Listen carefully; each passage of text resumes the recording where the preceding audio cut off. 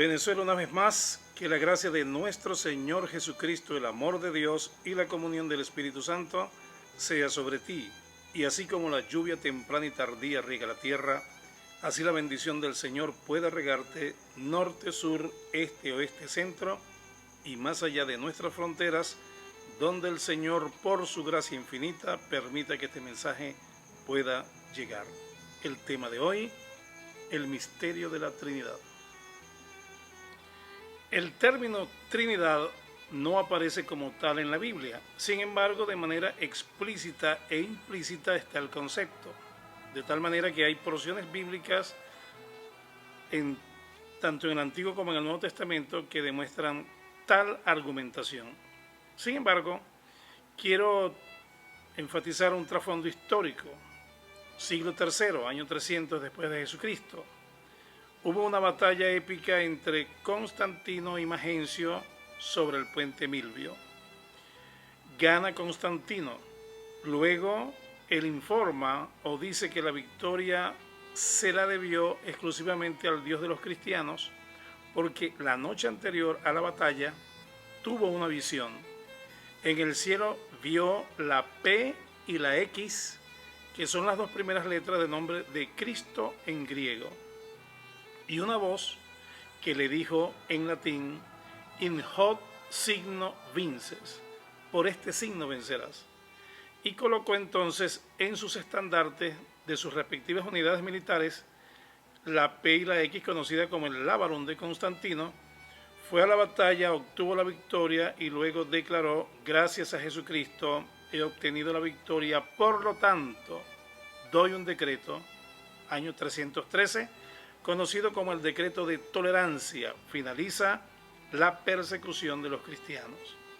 Los cristianos, muchos de ellos que se congregaban en las catacumbas, entiéndase por catacumbas los cementerios que estaban bajo tierra en Roma y en diferentes lugares de las provincias que estaban bajo el Imperio Romano, salen de allí, comienzan entonces a profesar su culto con libertad, con tranquilidad, y entre muchos grupos que surgen de cristianos, hubo un grupo llamado los intelectuales que comenzaron a debatir, a argumentar, a hablar sobre Dios, y es cuando surge lo que llaman en teología sistemática la teología propia, que tiene que ver sobre Dios, y específicamente hablaron de la Trinidad.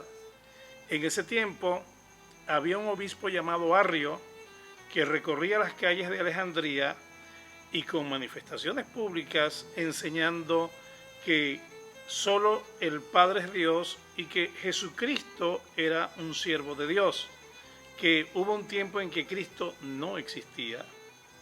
Por su parte, Sabelio sostenía que Cristo solamente es Dios y que se manifestó en el Antiguo Testamento como Padre, luego en el Nuevo Testamento como Hijo y después como Espíritu Santo, pero que solamente existe Jesucristo. A raíz de las discusiones y de las diatribas en cuanto a este punto sobre la Trinidad, sobre el Dios único y verdadero, Constantino, que estaba recién convertido al cristianismo, solicitó que se hiciese una reunión, un concilio, y eso fue en el año 325 en Nicea. Actualmente es una de las ciudades, claro, con otro nombre, que queda en Turquía, la Turquía de hoy. Y en ese año 325, en el concilio de Nicea, comenzaron las discusiones sobre la Trinidad. Fue entonces cuando Arrio defendió su tesis, Sabelio defendió su tesis. No obstante, Atanasio esgrimió una tesis extraordinaria que quedó registrado como el credo niceno, que literalmente dice de la siguiente manera y que ustedes pueden leer en pantalla: creo en un solo Señor, Jesucristo, Hijo único de Dios, nacido del Padre antes de todos los siglos, Dios de Dios, luz de luz, Dios verdadero de Dios verdadero, engendrado, no creado, de la misma naturaleza del Padre, por quien todo fue hecho, que por nosotros los hombres y por nuestra salvación bajó del cielo. De los 318 obispos o pastores que estaban en dicho concilio, 316 estuvieron a favor de este credo niceno, de la posición de Atanasio, y solamente 2 votaron en contra o votaron a favor de la posición de Arrio. Pero en el año 381 hubo otro concilio, el concilio de Constantinopla, que corroboró y confirmó la posición del concilio de Nicea. Y en la posición que ellos tomaron quedó plasmado lo siguiente: Cristo es de la misma sustancia del Padre. El Padre, el Hijo y el Espíritu Santo son coeternos, consustanciales y coiguales.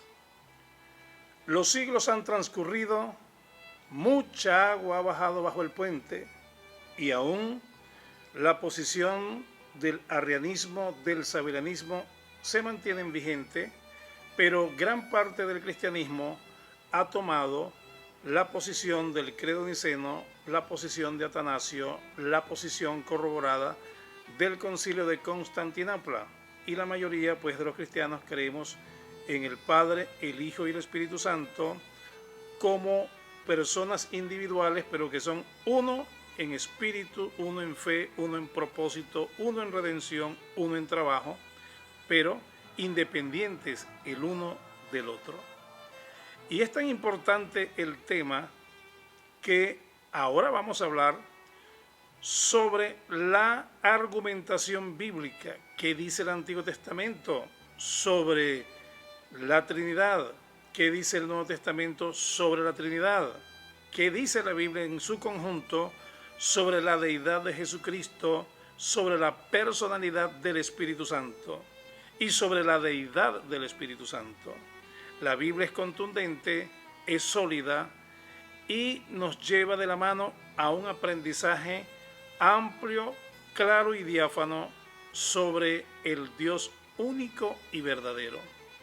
Por lo cual les invito, mi querido amigo y hermano que me ves a través de esta prestigiosa televisora, a sintonizar el próximo programa para darle continuidad a este mensaje tan interesante, tan importante para los cristianos de corazón genuino como es el misterio de la Trinidad. Soy el pastor Alexis Romero y esta fue la sección Expresiones de Fe.